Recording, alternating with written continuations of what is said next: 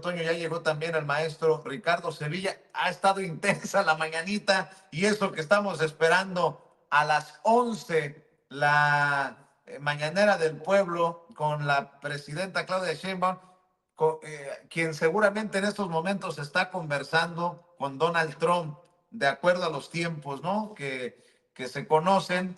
Y bueno, déjeme saludar al maestro Ricardo Sevilla, periodista de larga trayectoria, escritor, columnista, fundador y conductor de su espacio en YouTube, Los Datos Duros, el terror de la fachiza y uno que otro despistado de la 4T, con sus hilos en Twitter, antes Twitter, hoy X, y orgullosamente miembro de esta familia sin censura. Querido Ricardo Sevilla, pues hay que hablar de Salinas Pliego, otra vez Salinas Pliego. Bueno, es que seguramente no está muy contento que Lenia Batres sí es competente para resolver lo del amparo interpuesto por el señor empresario, algo que ya habíamos mencionado hace un rato, y pues con Lenia Batres no hay relaciones tipo Luis María Aguilar, entendió el que entendió,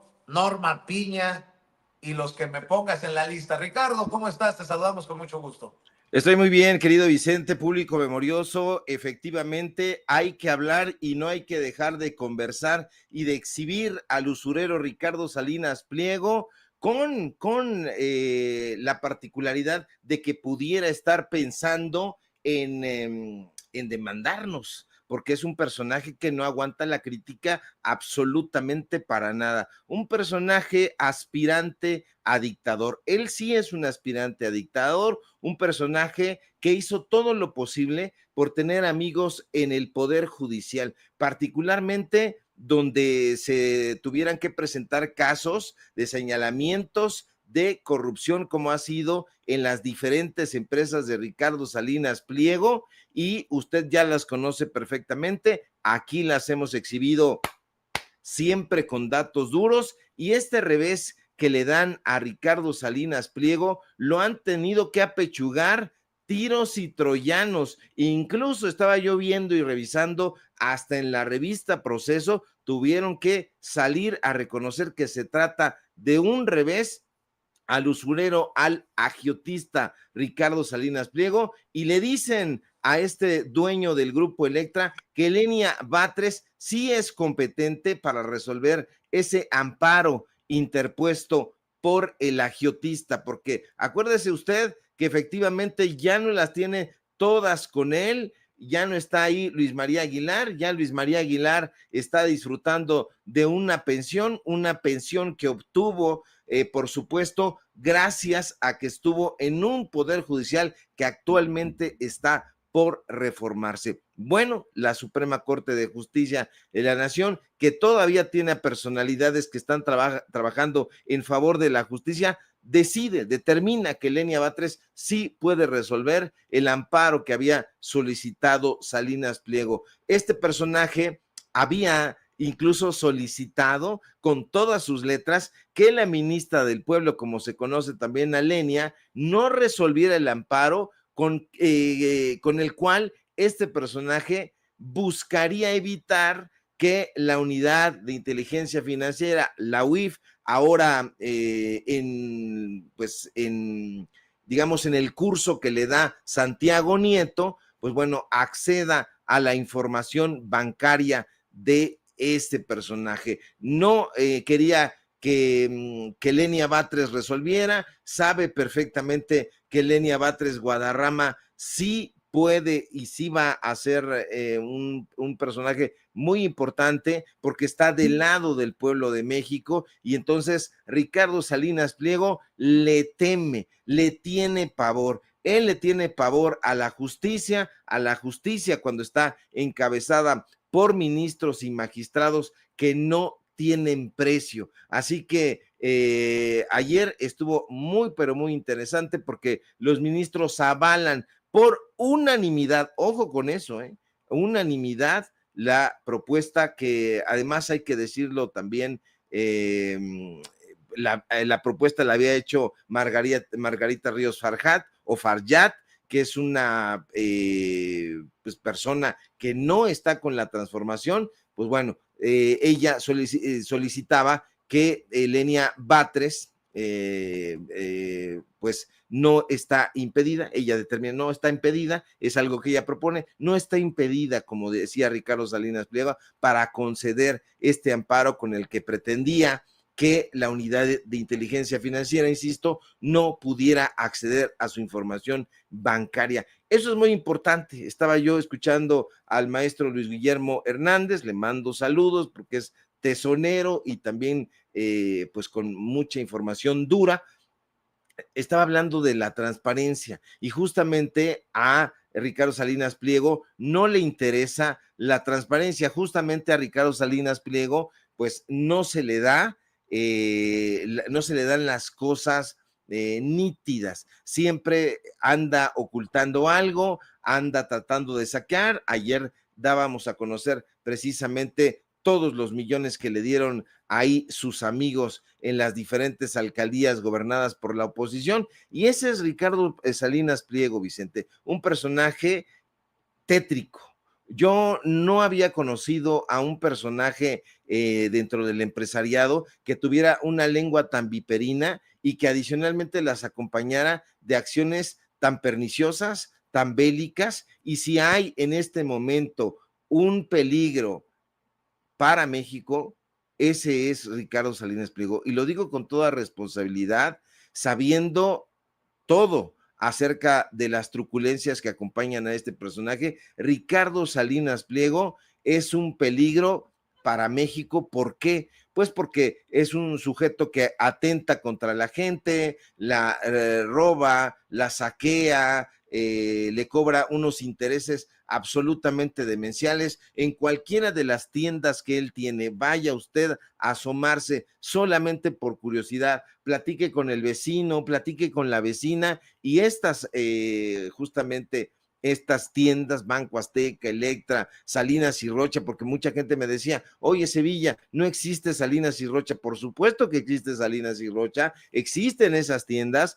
tanto que el grupo se llama Grupo Salinas y hay muchas tiendas de Salinas y Rocha. Yo creo que incluso me voy a ir un día a parar en afuera de una de ellas, a ver si no me dan mis cates, pero para que usted sepa que todavía lamentablemente la gente está acudiendo. Se aprovecha Ricardo Salinas Pliego, Vicente, de la desesperación de la gente de escasos recursos. No es tanto que no sepan quién es Salinas Pliego, por supuesto que saben que es un usurero, por supuesto que saben que cobran intereses demenciales en sus tiendas, pero a veces no tienen dinero para comprar de una o de cash pues un enser doméstico, una estufa, un refrigerador, una lavadora, y entonces este personaje se aprovecha de eso y les dice abonos chiquitos, dizque para pagar poquito, pero esa es